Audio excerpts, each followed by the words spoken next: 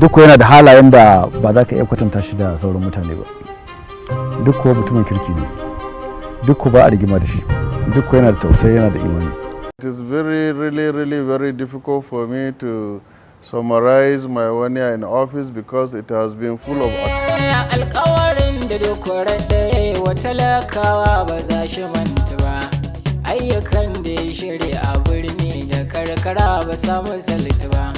Super gwamna wanda 'yan gari suka ce ba taɓa yin irin shi ba. Allah ke iya masa a kullum, shi ke ƙara mai gudunmuwa. Katsinawa sai mu ƙara haƙuri, shakwa yana da wani yunkuri. Alƙawarin da ya yi wa talakawa za ya cika birni da karkara. Katsina ɗakin kara. Jihar Katsina gari ne da ya suna ta fuskar noma, kiwo da kuma harkar kasuwanci. Gari mai tururuwa mai gafiya. Katsina gari ne mai tarihin masarautu biyu, masu daɗaɗɗen tarihi a ƙasar Hausa. Masarautar Daura da ta Katsina. Jihar Katsina jiha ce da ta yi suna wajen 'yan boko, malaman addini da kuma shahara ta fuskar siyasa tun kafuwar demokaradiyya. Jihar Katsina ta samu gwamnonin farar hula abin tunƙaho da alfahari. Alhaji Sa'idu Barda shine gwamnan farar hula na farko a Katsina. Ya karɓi rantsuwar kama aiki 29 ga watan Janairu 1992. Zuwa Nuwamba 1993, Malam Umaru Musa Yar'adua shine gona na biyu da ya karɓi mulkin jihar Katsina 29 ga watan Mayu 1999 zuwa 29 ga watan Mayu shekarar 2007. Barista Ibrahim Shehu Shema shine ya gaji Malam Umaru Musa Yar'adua a shekarar 2007 har zuwa 29 ga watan Mayu shekarar 2015.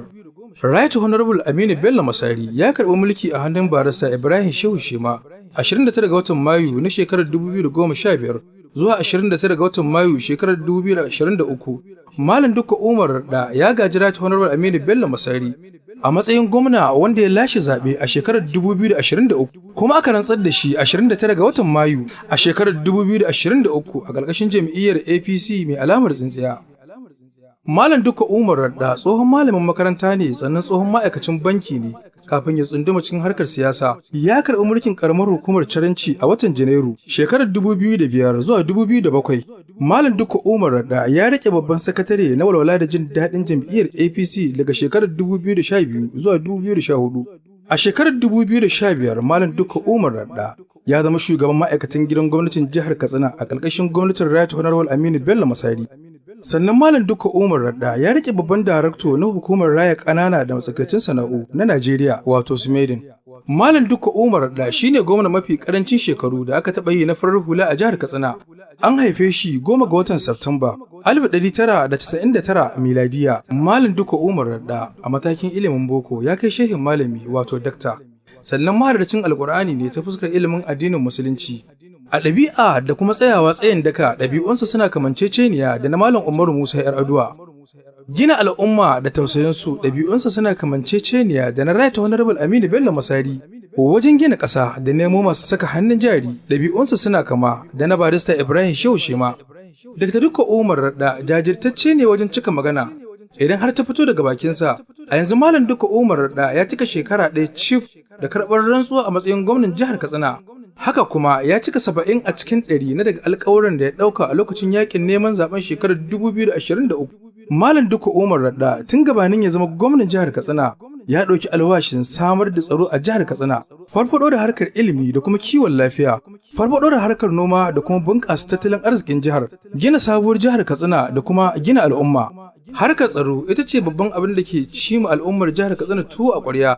Da hawansa a matsayin gwamnan jihar Katsina ya kaddamar da jami'an tsaro na musamman guda 1,500.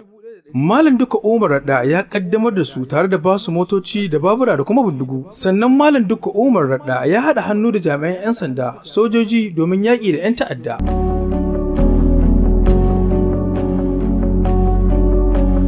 Dr. Dukko Umar Radda kowa ya san jihar Katsina ce a gabansa da al'ummar jihar Katsina. Dattawan jihar Katsina da attajiran jihar Katsina suna bukun kirji da alfaharin cewa Dr. Dukko Umar Radda shine gwamnan jihar Katsina.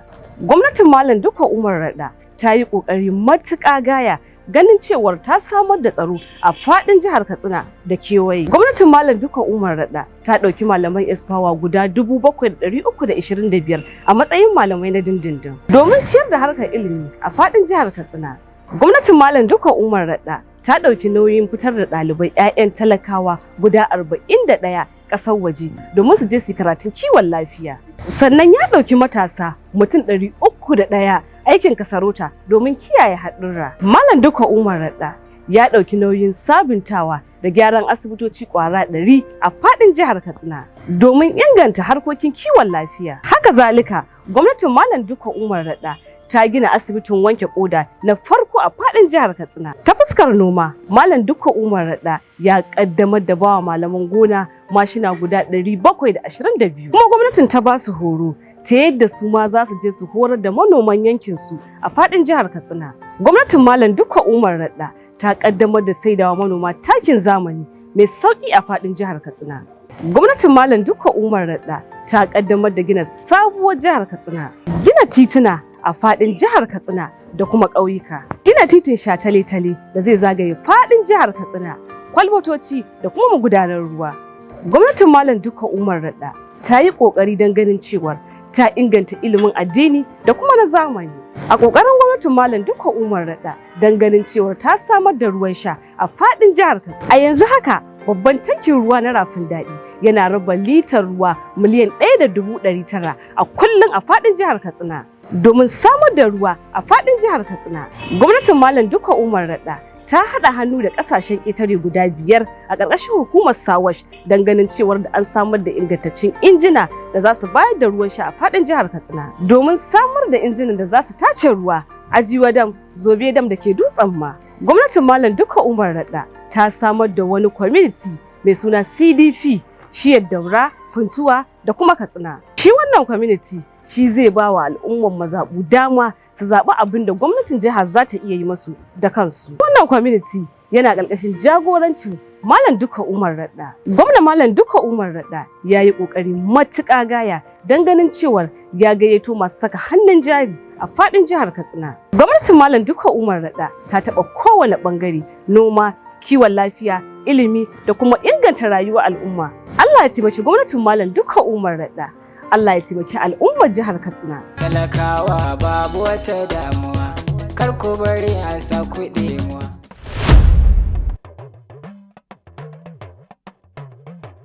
Don't need anybody near man judgment. A banne Allah ya mun hukunci da abin da kai shi ya san inda gaske muke kokari a muke. In mun zo nan ne mu zaci kudin mutane ko mutane aiki, Allah dai ya sani. Baka bukatar anybody ya maka wani rocket science about it, but talakawa babu wata damuwa, kar ku bari a sa kuɗi muwa.